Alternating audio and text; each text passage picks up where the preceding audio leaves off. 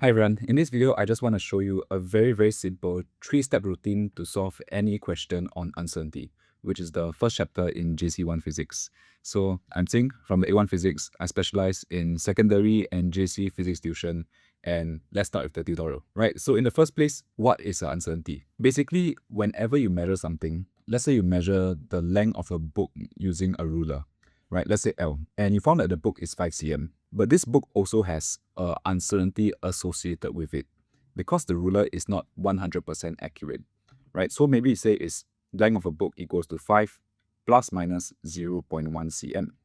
This 0.1, we call it to be the uncertainty of L. And this 5 is called the measured value of L, right? So basically, every quantity in physics has both a measured value and an uncertainty. And our job over here is to find how do we calculate the uncertainty of something. So there's basically two rules to calculate the uncertainty of anything. The first rule is rule number 1, which is addition and subtraction, right? So if Z equals to 2A plus B minus C, the way we want to calculate uncertainty of Z equals to 2 times the uncertainty of A. So what we do for rule number 1 is that we bring down the coefficients over here. We bring down the coefficients plus uncertainty of B plus uncertainty of C. Right, so rule number 1 just says that if it's plus or minus, it doesn't matter. We just plus all the uncertainties together and we bring down the coefficients of the values. Now, rule number 2 is for multiplication and division. And for rule number 2, we have this thing called the fractional uncertainty of Z, which is just basically the uncertainty of Z over the measured value of Z, right? So over here, for example, the fractional uncertainty for the length of the book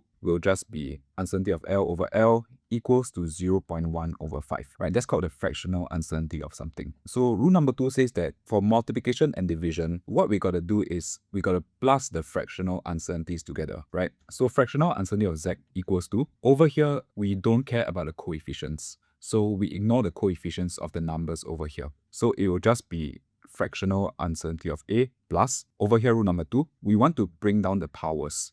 So it will be 3 times the fractional uncertainty of B, right? We bring down the powers plus 4 times the fractional uncertainty of C. We bring down the powers over here, right? So rule number 2 says that for multiplication and division, we just plus the fractional uncertainties and we bring down the powers over here. And we just use these two rules to solve any question on uncertainty. And I think the clearest way to explain is to just demonstrate to you using an example over here. So step number 1 is make it a subject. Step number 2, we want to use either rule number 1 or rule number 2. And step number 3, we always want to leave the uncertainty to 1SF and the value to the same placing. So let me show you what I mean with an example below. Now over here, feel free to pause the video and try the question yourself first.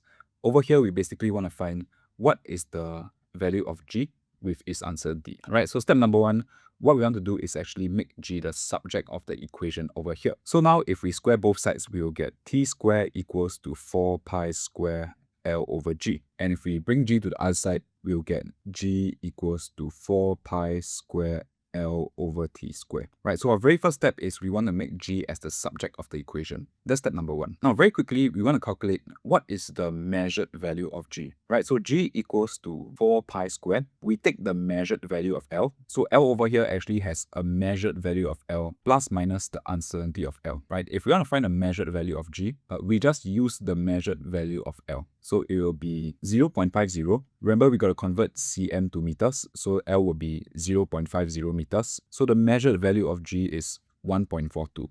So it will just be 1.42 squared equals to 9.7893. Right, so that's the measured value of G. Now, step number 2 is to use either rule number 1 or rule number 2. Right, so step number 2 says that, so if we look at this equation over here, now we have G equals to 4 pi square L over T square, right? So this is actually a case of multiplication and division. So in this case, we want to use rule number 2 to solve this question. So looking at this equation, we can form our fractional uncertainty equation, and we'll get fractional uncertainty of G. Over here, we ignore 4 pi squared because 4 pi squared is just a constant, right? Rule number 2 says that we ignore the constants. So it will be fractional uncertainty of L plus 2 times the fractional uncertainty of T, right? Remember, rule number 2 says that we got to bring down the powers and times it by the powers. And what we can do is we can actually times both sides by G, and we'll get uncertainty of G equals to G times fractional uncertainty of L plus 2 times the fractional uncertainty of T. And once we get this, we can just sub the values inside, right? So it'll be the value of G we know just now is 9.7893. So it'll be 9.7893 times the fractional uncertainty of L, which over here is 0.2 over 50.0. Technically, we don't got to convert it to meters because both the on top and below is cm. But just to keep it simple, I'm going to convert to meters. So it'll be 0.002 over 0.50 plus 2 times the fractional uncertainty of t, right? So it'll be 0.01 over 1.42. Again, just a reminder, this is the uncertainty of t, and this is the measured value of t. So that's how I get 0.01 over 1.42 equals to 0.177. Right, so now we found the uncertainty of g, and we also found what's the measured value of g. So now in the final step, we just got to express the uncertainty to 1SF. So over here, it will be 0.2. We round up to 1SF. And the measured value of g, we round it to the same placing. So what do you mean by placing? Over here, 1 is in the first decimal place. Means that my measured value, I also want to round to the first decimal place.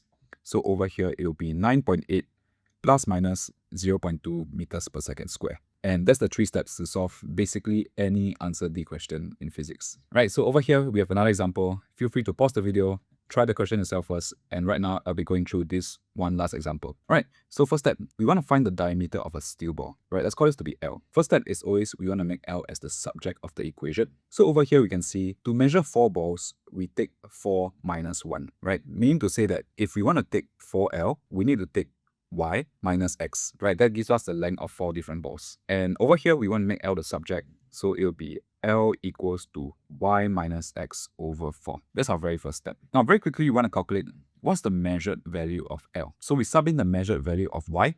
Over here, y will be 4.0. And the measured value of x, which is 1.0. So L will just be 4.0 minus 1.0 over 4 equals to 0.75 cm. Right, that's the measured value of L. So step number 2 is we want to ask ourselves, do we use rule number 1 or rule number 2? Right, this equation looks a bit weird. But if we were to rearrange this equation, we can realize that it's very simply L equals to 1/4 y minus 1/4 x.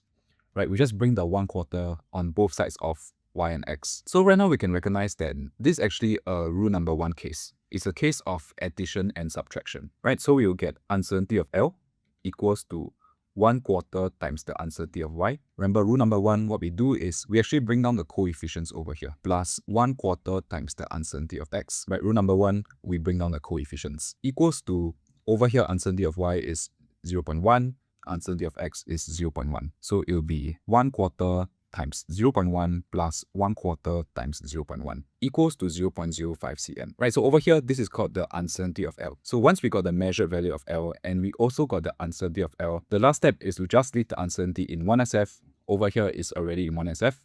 So it will be 0.05.